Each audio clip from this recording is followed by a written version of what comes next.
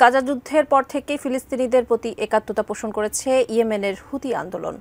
এরপরই লোহিত সাগরে ইসরায়েল ও তার পশ্চিমা মিত্র দেশগুলোর সঙ্গে সম্পৃক্ত জাহাজে হামলা করে আসছে ইরান সমর্থিত এই গোষ্ঠীটি।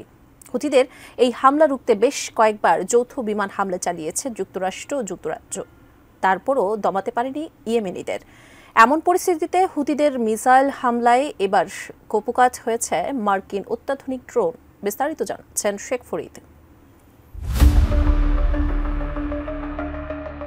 লোহিত সাগরের উপর সম্প্রতি নিখোঁজ হয় যুক্তরাষ্ট্রের অত্যাধুনিক ড্রোন MQ-9 রিপার। এরপরই ইয়েমেনের হুতি আন্দোলন দাবি করে তারাই অত্যাধুনিক এই মার্কিন ড্রোনকে ভূপাতিত করেছে।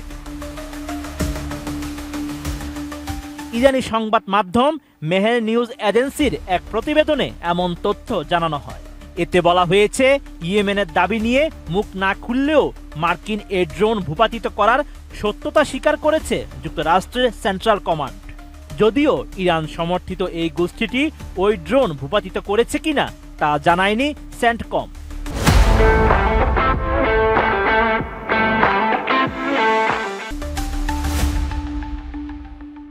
নিজেদের দাবির সপক্ষে একটি ভিডিও প্রকাশ করেছে ইয়েমেনের হুতি সদস্যরা। সেখানে দেখা যায় একটি ড্রোন ভূপাতিত করেছে তারা। ইরান সমর্থিত এই গোষ্ঠীটি আরও জানায়, স্থানীয়ভাবে তৈরি করা স্থল থেকে আকাশে নিক্ষেপযোগ্য ক্ষেপণাস্ত্র দিয়ে MQ-9 রিপার ড্রোন ভূপাতিত করা হয়েছে। গত বছরের অক্টোবরে গাজা যুদ্ধ শুরুর পর থেকেই ফিলিস্তিনিদের প্রতি সংহতি জানিয়ে লোহিত সাগরে ইসরায়েল ও তার পশ্চিমা মিত্র দেশগুলোর সঙ্গে সম্পৃক্ত জাহাজে হামলা শুরু করে হুতি সদস্যরা।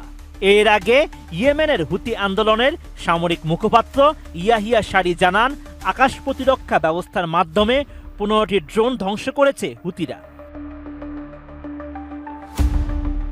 ড্রোনটি কোন অস্ত্রের সাহায্যে ভূপাতিত করা হয়েছে সেই সম্পর্কে বিস্তারিত জানাননি ইয়াহিয়া। তবে পশ্চিমা সামরিক বিশ্লেষকদের ধারণা, ইরানের তৈরি সারফেস টু এয়ার মিসাইল নিক্ষেপ করে ড্রোনটি ভূপাতিত করা হয়েছে। সংঘাত শুরুর পর থেকে এখন পর্যন্ত 12টি MQ-9 রিপার ড্রোন ভূপাতিত করেছে ইয়েমেনিরা। রাডার ফাঁকি দিতে সক্ষম অত্যাধুনিক এ ড্রোনের প্রতিটির দাম $30 মিলিয়ন, যা বাংলাদেশি মুদ্রায় 364 কোটি 82 লাখ টাকারও বেশি। বড় আকৃতির এ ড্রোন গোয়েন্দা তথ্য সংগ্রহ ও নজরদারির কাজে ব্যবহৃত হয়। এটি 16টি হেলফায়ার মিসাইল বহনে সক্ষম। এছাড়া নিখুঁত টার্গেটে আঘাত আনার সক্ষমতাও রয়েছে এ ড্রোনের। Sheikh Farid, ATN news.